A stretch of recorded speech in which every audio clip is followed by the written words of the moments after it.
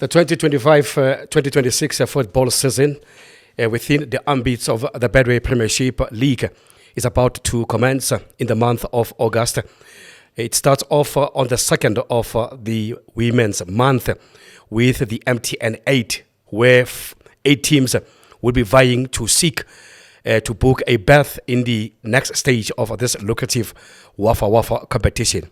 But we're going to be taking a look at how the season 2024-25, how it ended. And this will be done through the assistance of this prolific guests. I'm calling them social giants, as they keep social media abuzz. I'm talking here about Orlando Pirates fan or super fan, calling himself PhD. Yes. Welcome, PhD. No, thank you very much. It's such an honor being here. Alongside him, his arch rival from Kaizer Chiefs, KayGee. Welcome to Biggie on Sport. Thank you so much for having me today. Guys, I appreciate the opportunity. We're privileged. Thank you so much, guys, for coming through, making time to speak and engage with our viewers out there on Biggie on Sport. 2024-2025 season, it came and it went. We've seen teams consolidating themselves within the lock itself. We've seen teams fighting for the top 8.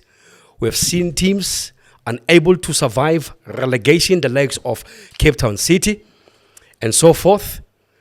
Starting with you, PhD, as you recap 2024-2025 season, what would you say? No, I think it was a very rather, you wouldn't want to call it a successful season, but it was a successful season. If you look at it in terms of we've won 19 matches, something that has never been done at Orlando Pirates in PSL era or even before, if my Google serves me well. That alone tells you that Mamelodi Sundowns had really upped their game and their standard. But having to have a team that is of, just minor players that are being introduced, like Yorlebohile Mufokeng, just yesterday or the day before, he was competing. In fact, all his peers here in PSL couldn't compete with him. They had to go to Brazil to find someone who can compete with him in Ribeiro. So that alone shows you the quality of product that we produce at Orlando Pirates. And we became that definition of taking ordinary South African players or African players and taking them to the world. And you can tell with Mohaung Kota, the accountants at Orlando Pirates are still struggling to count the amount of money that we sold him for. That alone should tell you the success. We talk about Mbogazi, who bottled the very same Ribeiro in less than 5 games of his existence in PSL. It doesn't come easy. I mean, if you find a defender being mentioned along lines the likes of Mbulelo Mabizela, you definitely know that you are dealing against the best. And if you think that is maybe a fluke, think about Thabiso Sasane, who got injured and then we replaced him with the other. If you think maybe Thabiso Sasane has done it all, don't you forget that the defender of the season is also a CBC, who will be a captain. Let's hold it there. KayGee, the 10-year spell, trophy drought, was broken eventually. The same team, Orlando Pirates, you beat at Moses Mabhida, Nedbank Cup. It's in the bag. It's at your cabinet in Naturena. You ended the season on a high. Any reflection? Yeah, look, we longed for that. We wanted to break the curse, as many people called it. We came up against the best in the league. We came up against Mamelodi Sundowns. We came up against Pirates also in the final of the Nedbank Cup. It's worth noting that our journey was not easy. We also came up against Stellenbosch. Then we scored goals. We really fought to win the trophy, because at the end of the day, it looked like we would go maybe 15 years without winning anything. For a team of Kaizer Chiefs caliber, you cannot go for so many years without winning anything, let alone not going into the top 8 for 2 seasons in a row. Chiefs are the biggest club in the country. In the continent? In the continent, of course. On Facebook. Everywhere, yeah. So it was very nice to actually break the curse, and I think going into the new season, obviously we are not part of the MTN 8. It's a bit of a letdown, because when you miss the top 8, you're already one competition down, you understand? So you only have the Callum Black Label Cup, you've got the Nedbank Cup and also the league. And we also have the CAF Confederation Cup that we still need to compete in. But for a team like Chiefs, it's very important to finish within the top 8. And it's unacceptable to the supporters. But what I'm just happy about is the fact that we managed to win the biggest club competition in the country. Towards the end of the year, PhD, to the surprise of all and sundry within the football fraternity, announcement of coach Jose Rivero departure at Orlando Pirates. Did that destabilize, if not distract, the concentration of the players? Take into account that towards the end of the season, Pirates actually found themselves wanting. There was lapse in concentration in as far as their remaining league games are concerned. Honestly speaking, it took us a very long time to find a coach of Jose Rivero's caliber. Not only in terms of his coaching tactics and how his genius in terms of coaching, but his character, his demeanor, of working in silence. Many coaches don't hold that character. In fact, in general, when people have got higher position, they are not humble. If you allow me to reflect on that, I'm reminded of last season when we started the league, or when we started the MTN 8. Would you believe that the very same coach, I was with him when he was putting his first 11? Who am I? I'm just a fan. So you'd understand the level of his humbleness and his humility. So where would you find a coach that would even allow you time on that particular day? But it reminded of us of how painful death is. We knew that he was going to go. But I personally has asked the management of the club to give him a lifetime contract, though it hardly happens in football, unfortunately. I think it was even harder for us fans, the management and everyone. And I think the day they announced that he's going, they tried everything at their disposal to make sure he doesn't go. Unfortunately. Yeah, he had to run away from Sundowns. He had to run away from Sundowns. Yeah. Is that what you say? Yes. So you're speaking on behalf of Sundowns now? No, I'm not. I I'm thought just you highlighting were that here to represent. I thought you were here to represent Kaizer Chiefs. He tried his best. You're speaking on behalf of Sundowns now. Obviously. I'll come to you, KayGee. Okay, thank you.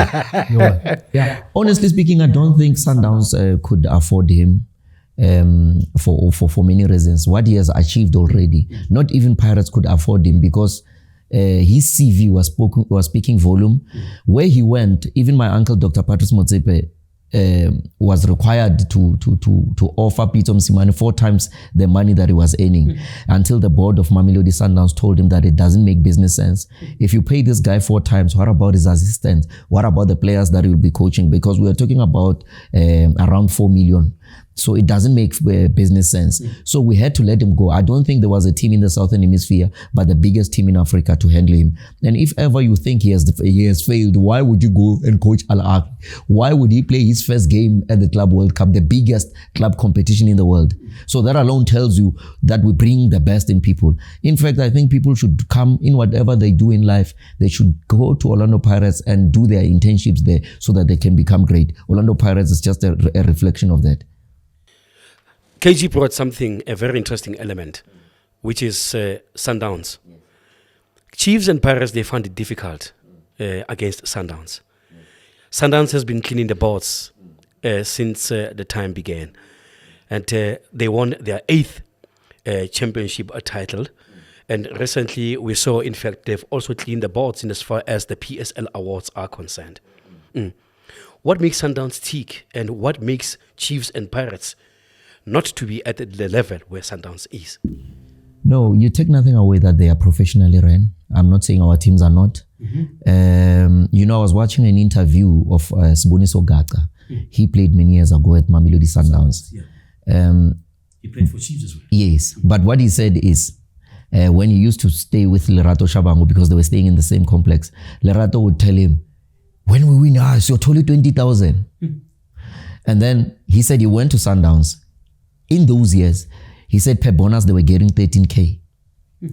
I wouldn't advise Orlando Pirates to do that even today, to give players 13,000 bonus. Why? It doesn't make business sense to us.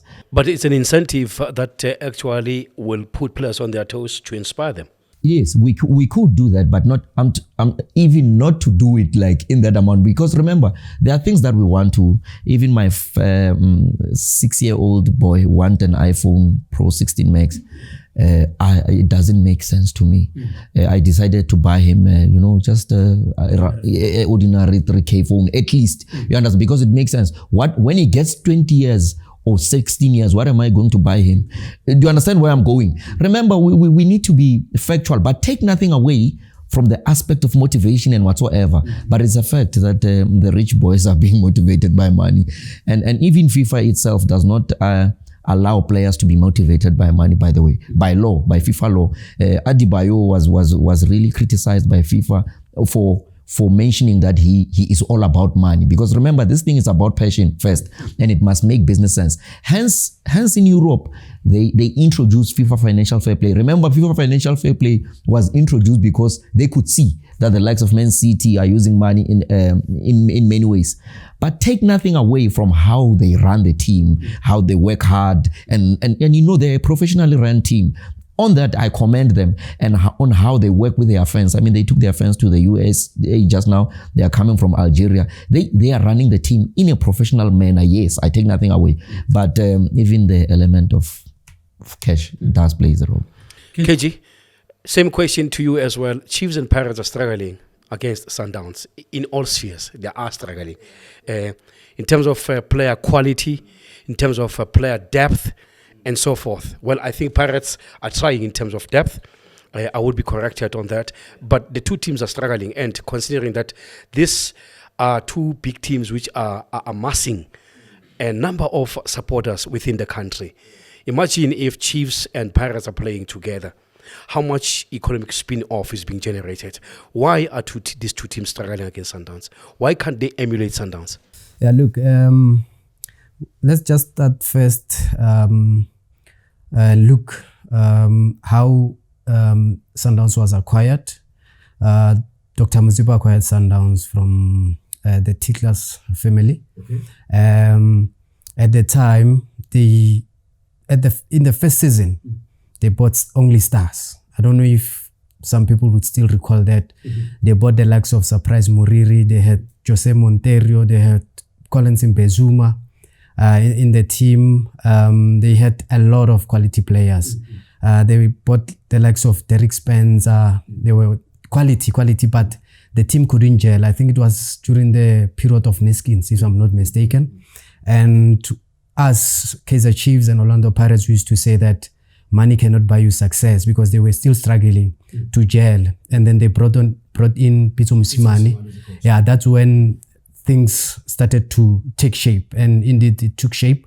And the Chiefs and Pirates were somehow starting to struggle to match Sundowns. And now they've won how many times the league title?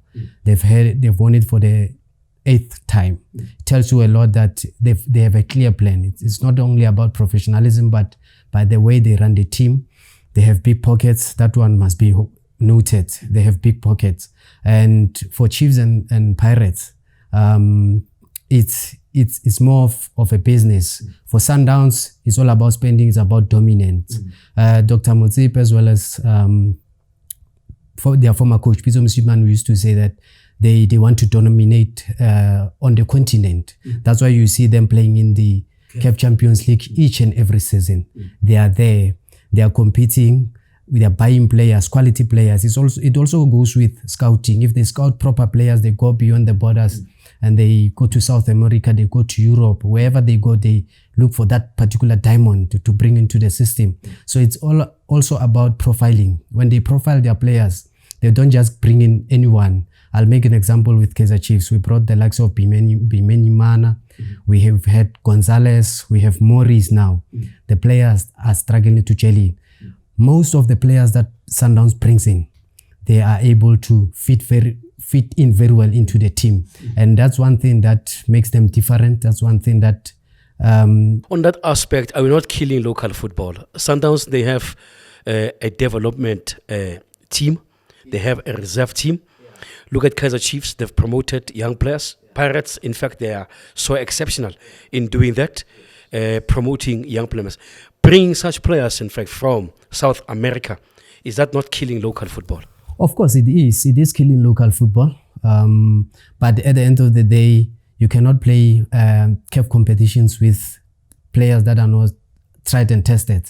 Hence, Pirates have been to CAF and they were eliminated in the semi-finals with local players. With local players, yes. I think for Sundowns, they are clear on what they want. They want to play with tried and tested players, players that have experience, players that can compete and manage to play so many matches in the league. Because remember, they play 30 games in the league. They have Callum Black Label, they've got Netbank, they also have the CAF Champions League, as well as the MTN 8. So you need proper players that can be able to match that energy and remain consistent. For Pirates and Chiefs, we still have to do a lot to actually reach that level. But for Pirates, I think this season they are on track.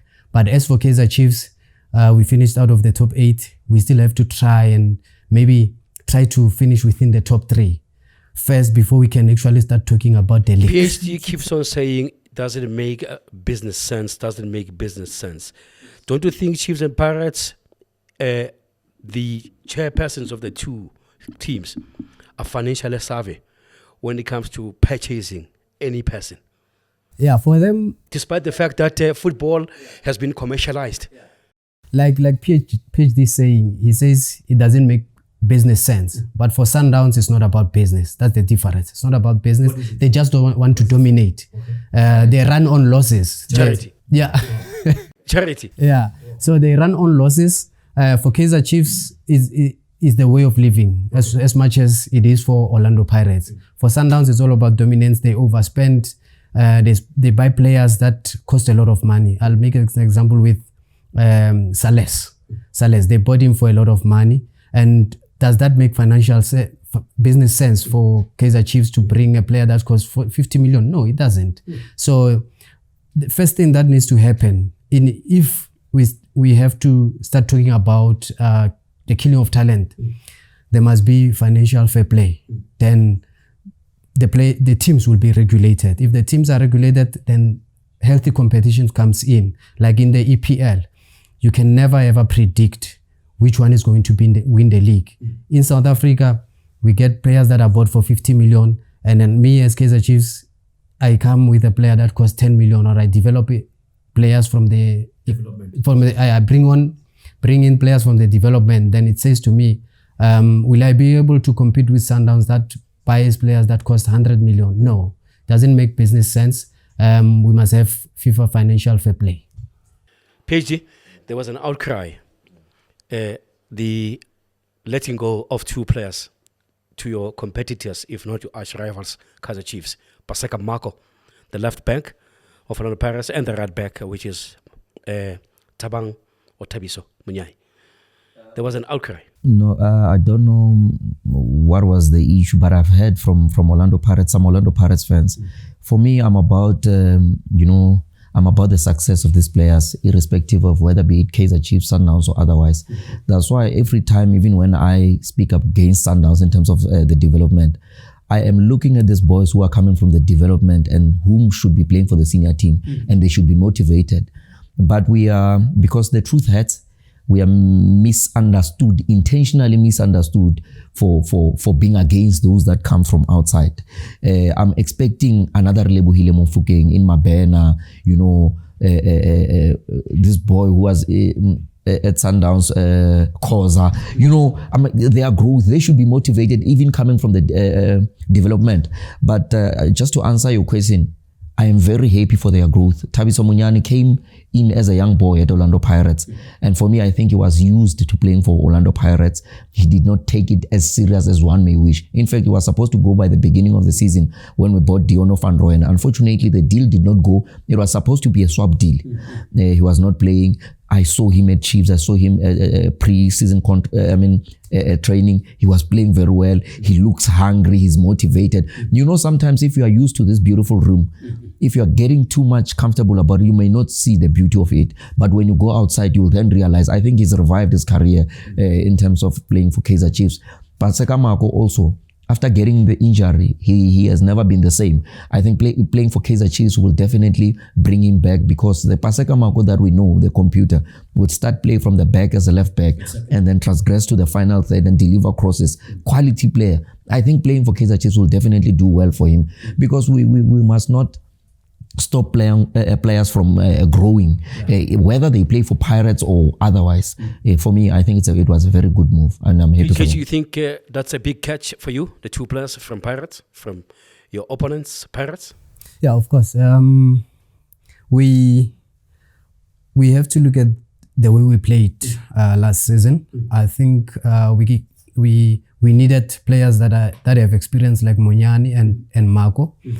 We conceded a lot of goals in the league. One of the reasons we are out of the top 8, we conceded almost every game, and we always struggled when we have to organize ourselves at the back. When the team has to organize at the back, you find the team very disjointed, and we had to look into the market. We saw Muyan, we saw Marco, we saw fullbacks that are very good on the ball, fullbacks that can overlap, fullbacks that have experience of playing for Orlando Pirates, as much as they have their injury concerns. But I believe we are ready. We are ready to have them in the team so that we can be able to assess them properly as the season progresses, because we have Cross on the left back, and we have the likes of Solomons on the right back, as well as Riff Frosler. But Frosler has his injury concerns.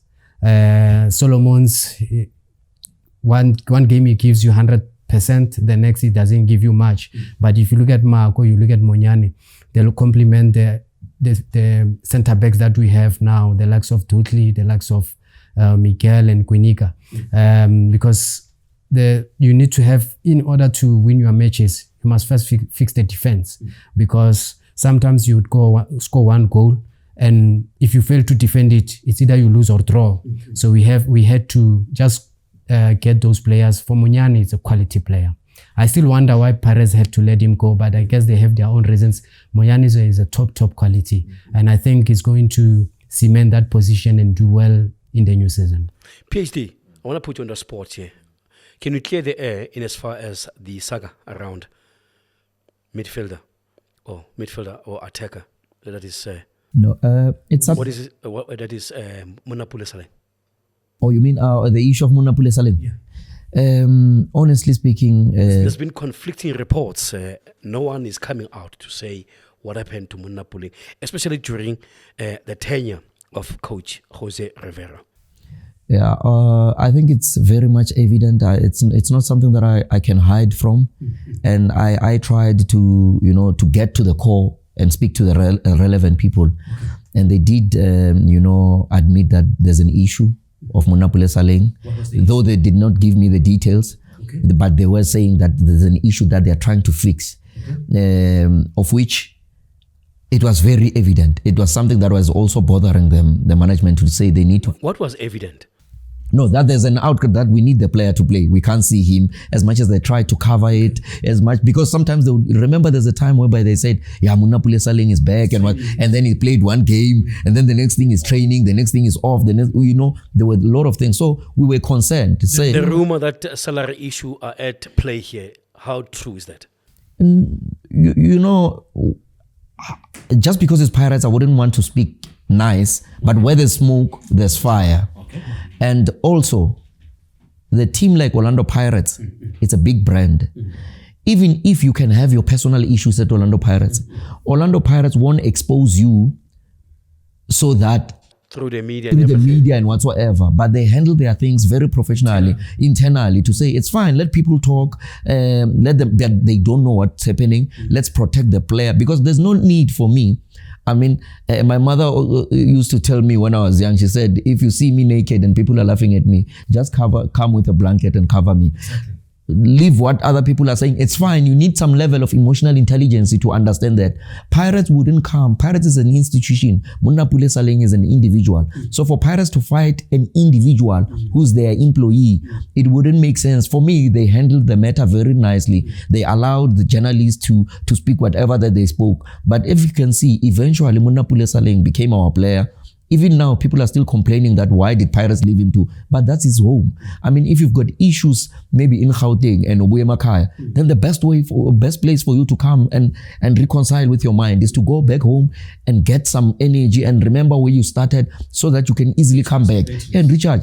But for other people whom their main minded is to see the negativity in whatever that we do, they see it that way. And when you just asked me about that question, I thought you wanted to ask me about the issue of the midfield of the season. That again, people, even no matter what you do. We want to come to the awards because there's a lot of misgivings, if not that is unhappiness within the awarding of the awards to the likes of Makahleni Makaula, as well as the goalkeeper Sipochain. A lot of people saying that it should have been Chipizeze or Ronan Williams. Mart has left the team. Does that perhaps leave the void within the team? Yeah, Mart. Considering that he is the scorer of the lucrative goal scorer of a lucrative competition, the Nedbank Cup. Yeah, look, Mart enjoys scoring against Orlando Pirates. Yeah. And it wasn't for the first time. It wasn't for the first time. Mponchane knows him very well. Exactly. Mart was actually not a fan favorite. He came up against a lot of criticism during his period at Kaizer Chiefs. He saved us. He did. For me, I didn't see any problem with use of Mart. I think he had the right energy. He gave us what we needed most of the time in the middle of the park, especially in big games. He always showed up in big games. Him leaving obviously leaves a void, a space that we need to fill there. We need to get somebody who can be able to play that position 8 because he was playing more of a box-to-box midfielder. I didn't expect him to leave, but obviously he got a good offer overseas and we wish him all the best. He will be missed in the middle of the park. As much as most Kaizer Chiefs supporters did not like him. To be honest with you, he gave 110% whenever he was playing for Kaizer Chiefs. Remember, he was also the captain of the team. We have to look into the market now and bring somebody who can be able to fill that gap. Because at the end of the day, we need a stable midfield. Without a stable midfield, you can't control the game. You can't control the tempo of the game. Because Mart was playing a position that requires him to cover a lot of ground, both defensively and in attack. But I'm happy for him because at least he got a good offer overseas. Maybe in a season or two, if things don't go according to plan for him, maybe he still have a bit of a chance to come back into the team. But yeah, let's see how the team fills his space, because we need to fill that space. We can't rely on the likes of Ox alone or the players that we currently have, the likes of Zwane, whom I believe hasn't really gelled in the team, because I think he still have to show a bit of aggressiveness. He still needs to play for the team, because at times I believe it seems like he forgets that he's playing for Kaizer Chiefs. He doesn't give you that energy, that aggression that we need in the middle of the park, because in the middle of the park you need players like Kele. Kele is a quality player. He knows what to do and when to do, what to do and when to attack, when to defend, as well as to play for the badge. As much as he came in the middle of the season, we already saw what he can do, but we still need another Mart in the middle of the park. You are watching Biggie on Sport. We say what they won't say. I'm excited. I have my two guests here. KayGee from Kaizer Chiefs, super fan. for Amakosi, as well as a PhD. These are social giants, as I said when we started, as we look at the season 2024-2025 and also coming into the 2025-2026 season. Both teams went to the pre-season camps. You guys went to Netherlands. You guys, as usual, went to Spain. And it was never to be for you guys. You came under criticism, others saying that you only went to Netherlands as tourists riding bicycles there. Tell us more on that. Yeah, pre-season matches, pre-season games. Including the players that you have signed. Are you happy with the players? Because there's one player called Flavio. Is it Flavio or Favio? Yeah, Silva. Flavio Silva. Yeah, apparently you guys are having some issues with the player. But yeah, go ahead. Yeah, pre-season training matches are actually for the technical team to try new combinations and also to have a bit of bond within the camp.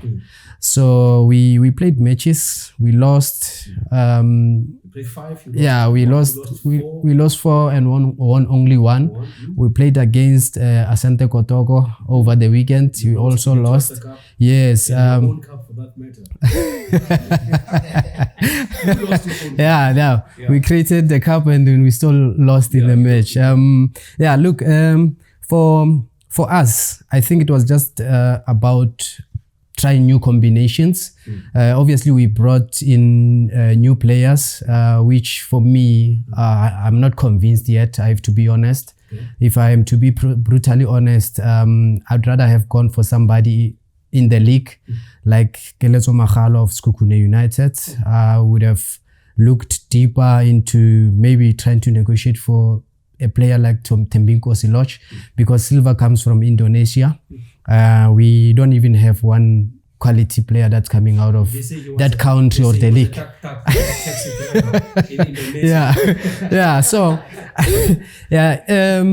Flavio Silva as a striker, we have to be honest.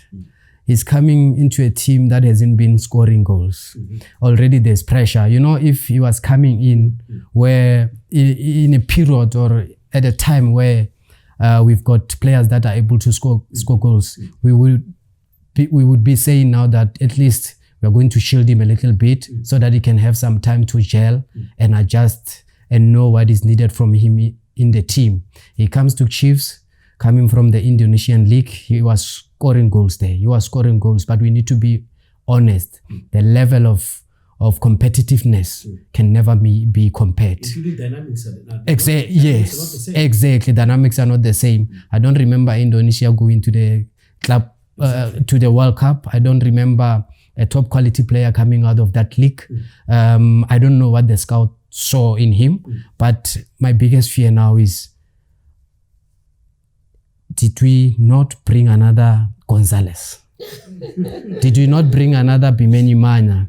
Because for Kaizer Chiefs quality, for a team like Kaizer, you don't need to bring somebody that is going to struggle. We need somebody who's ready-made, somebody who's going to start banging in the goals, especially when you look at Morris. Morris is struggling.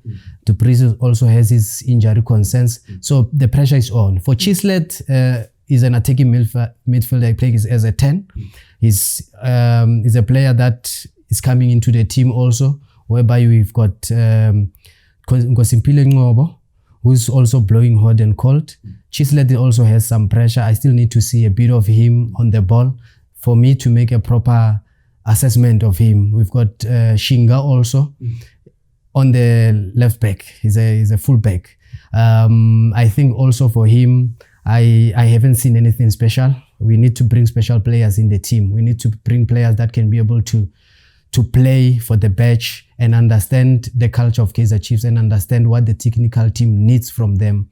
So there's a lot of teams that could have been there and we were supposed to negotiate with teams that can be able to bring us good players, not go abroad whereby we'll be bringing players that still have to adjust and gel. And if one mistake, supporters are very critical of players. If you make 2 mistakes, you'll struggle. I'll make an example with Ntwari. Ntwari made 1 or 2 mistakes when he came into the team. Where is he now? It's nowhere to be seen because he's playing for Kaizer Chiefs. One mistake, they eat you alive. One mistake, they eat you alive. So I wish the players all the best. Playing for Kaizer Chiefs is not easy. It's not easy. The supporters are always hungry for trophies. They want you to play for the badge and represent them very well. If you don't, they eat you alive. What happened to the culture? This question is for both of you. Where teams used to scout players in the townships. At some stage, Chiefs used to have many players coming out of Davidton. Your Skapi Malatsi of this world, your Chabupul of this world, your Pauline Ntlanya of this world, etc., etc. What happened to that? The culture of scouting players on the ground, grassroots level, what happened? Because there's more talent there. Yeah, there is talent in the township. There's serious talent, but it seems like they've moved away from scouting from there because they are looking more generally into the development structures, the way they would have to bring in new players, younger players, and try to groom them into the senior team. But to be honest, you've mentioned something very important. We had players that came into the team who were quality players. We had the likes of Skapi Malatsi, Thabiso Malatsi. We had Junior Kanye also. He was coming from there. We had the likes of Ndlanya, and yes, and that was working very well. To be honest, it was working very well because it was bringing in trophies. But as time went by, I think they started to look into bringing players that are younger into the development structures and try to groom them into the senior team. But I would say I would believe that with the players that they have now in the development structures, we've seen quality players that come into the senior team to play and compete. But let's try to look at bringing in players from this Kasi tournament. There's a lot of Kasi tournaments taking. The Phillies Games is one of them. Champs of Champs is one of them. Those players are hungry to play. They understand the culture of South African football. So maybe in the near future, we'll still look into bringing in more. Changes have been made at all of the Pirates, especially technical staff. New coach, our Doe, he's here, coaching the side. Many people, correctly, so I would be corrected, are skeptical about the coach. The new players as well. You're starting off with the MTN 8 against one of the stubborn sides in Polokwane City, stubborn in terms of football. They've given Pirates a torrid time back in the days, although eventually you guys becomes victorious. Including reflect on the coach, the players. No, just to, I just want to touch a bit on your previous question in terms of township football. Kaizer Chiefs, I've watched their development. I think under 17, 2 weeks back, I was with him. Let me tell you, the culture is still there, the talent is still there, everything is still there. Unfortunately, it does not reflect when they go into, it doesn't transgress to the senior team. And I give this example most of the time. I say it's like a parent who does not have it all and they sacrifice to take their kids to school. But when they go for graduations, they call the neighbor because he has a suit to go and take pictures with them with their gown. This is exactly what's happening with Kaizer Chiefs. They do not appreciate when it comes to the senior team. The development is sorted, everything is perfect. They're playing, they are doing well. And this was actually, it's an epitome of what we saw under the gaze or under the leadership of Atazwane when he took the team to the semi-finals of the CAF Champions League, where Chiefs was eliminated after Atazwane was removed in replacement by Stuart Baxter, and he changed the entire team. Exactly. If you look at the very same Atazwane you are really agreeing with the example that I'm giving you, that because they know Atazwane maybe from a player into a coach, and then they don't give him, according to me, I don't think they don't give him the respect he needs to get as a coach. To say, sometimes you don't respect, even if I don't respect you as a person, but I need to respect your position. If I don't respect you and you become the president, you are the president. Yes.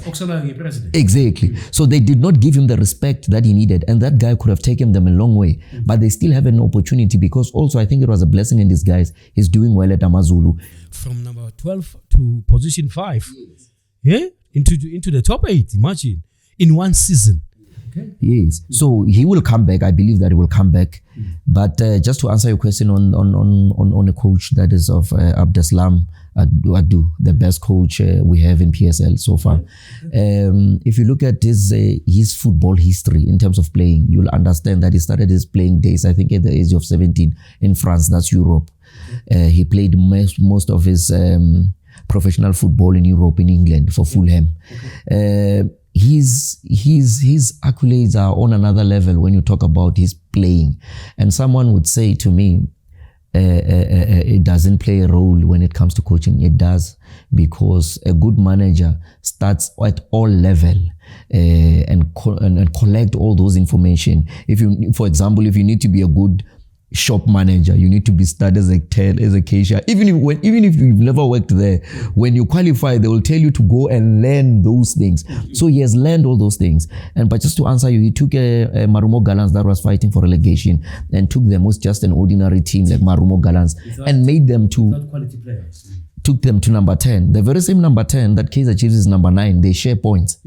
He was not so far apart from being in the top 8 with a team that his job was supposed to just take them out of relegation. But one thing that I've realized when he came, I saw Orlando Pirates striking with 2 strikers in Spain, where he put Mabaso Mahopa and Sinokolo Kwaiba. Something that we've never seen at Orlando Pirates. If you look at or when you hear him at Up the Bucks, he's saying his idea was of football that when we lose the ball, we should recollect it very quickly, and we must press very high. So I saw that pressing high, the speed. We don't defend from the last third like games the way we were playing against Sundowns. We would never play. We would rely on a counter break. But then with this one, we press you highly. And I've been saying of recently that we play like PSG. We press you where you have to start play. Meaning, if you make a mistake, we are likely to score you. That when we were playing with Jose Rivero, we would only do that with Mahopa. The game that played against Sundowns, I'm giving Sundowns as an example because Sundowns would play the ball and would force you to defend. So different with now, then would play Mahopa, would never play Mabaso in terms of starting the game because we needed an individual who will overwork, and it was unfair for Mahopa because that is not his job to defend. And I've seen other analysts, of which they were right, praising him for defending. He's a striker. His first job should be to strike. It should never be to defend. It should never be to be a supplier. But again, because sometimes when you become a father, I had that opportunity myself. I got a bursary. Unfortunately, when I got a bursary to go to school at that particular year, on the 16th of December, I had a son. And I had no other option but to leave my school. In fact, I forced to go to school the first 2-3 semesters. I used to go out of school. And by that time, I did not register as a part-time. I had registered as a full-time. When I was in class, they would call me. Say, hey, I had to go back to school. What I'm trying to say is, Mahopa was improvising to say, I'm a striker, but now I need to defend, I need to collect. I'm doing things that I'm not supposed to be doing. Now, in a very long time, we will see strikers being strikers. We'll see Mabaso not being blamed because people would go and blame Mabaso for saying he should go and collect the ball. No, I'm not the supplier. I should be in the kitchen. I should get crosses. I should get suppliers. This is the difference with the Orlando Pirates of then and now. Then now Orlando Pirates will never defend with 3 center backs. We had to improvise because Ribeiro was too much on us. Sundowns was having too much of the ball. But now differently, when you strike, we strike. Yeah, it's pound for pound. So he has brought another dimension. Unfortunately, because these people don't have PhDs, it takes them 10 to 20 years to understand what I'm trying to say.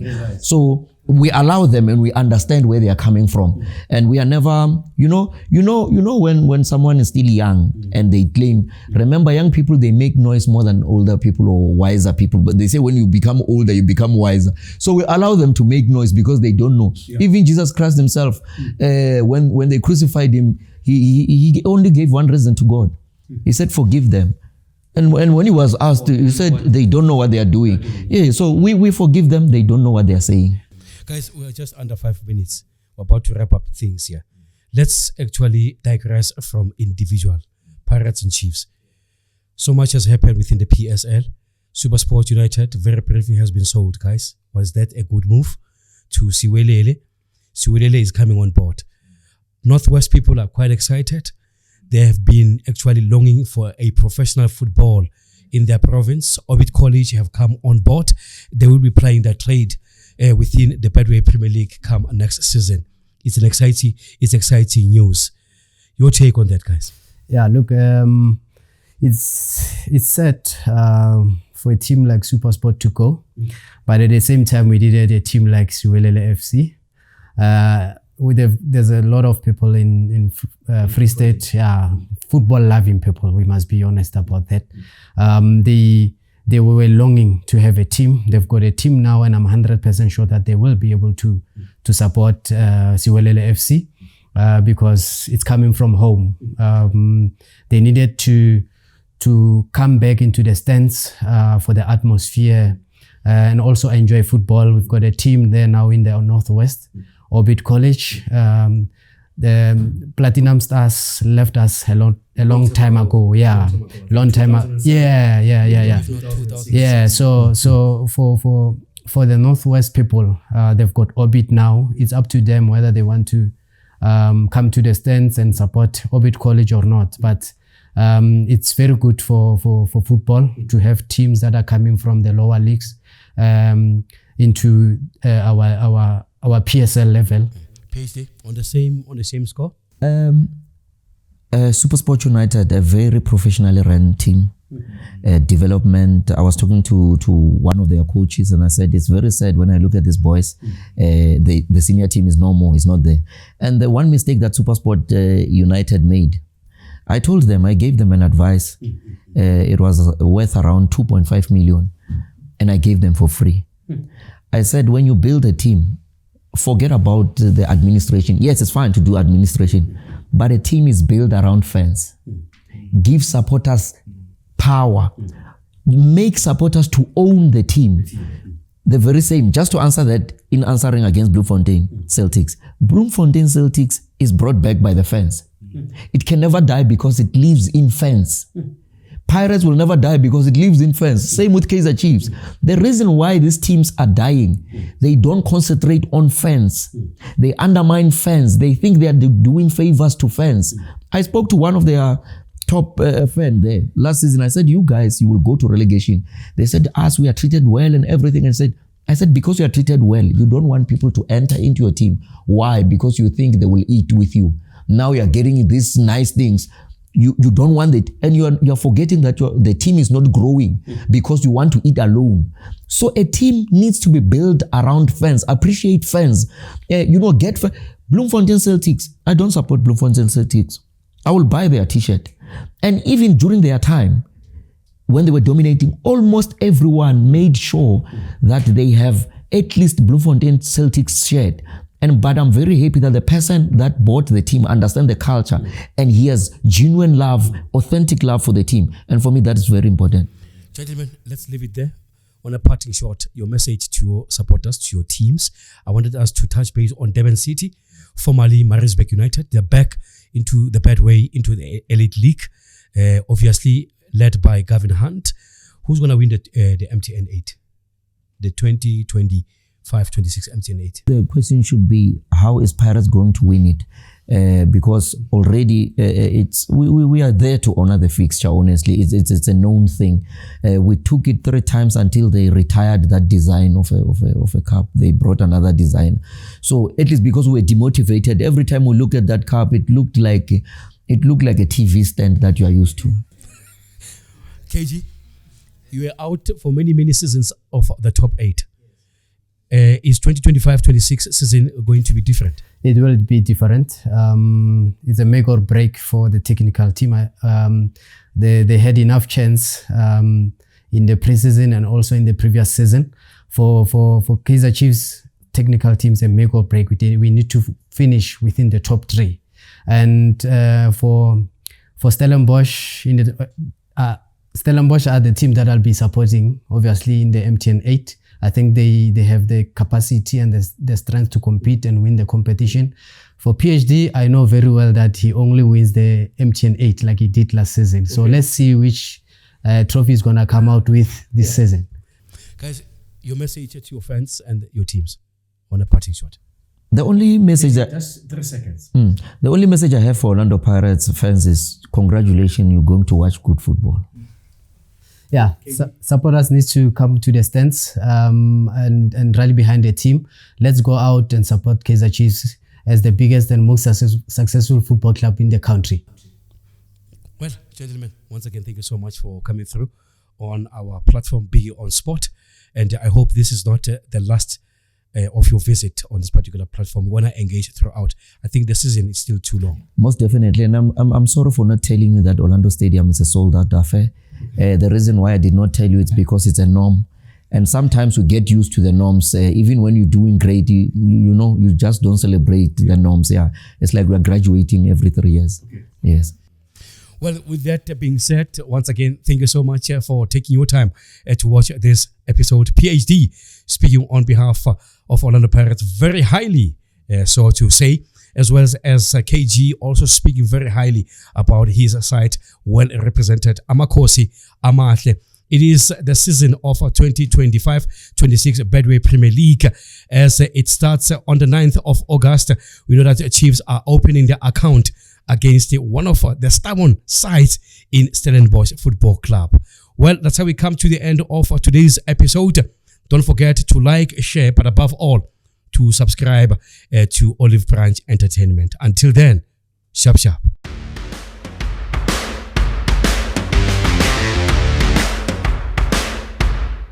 This is KayGee, Kaizer Chiefs Superfan. Catch me on Olive Branch Entertainment. This time a PhD, Orlando Pirates Superfan, the only fan with a PhD.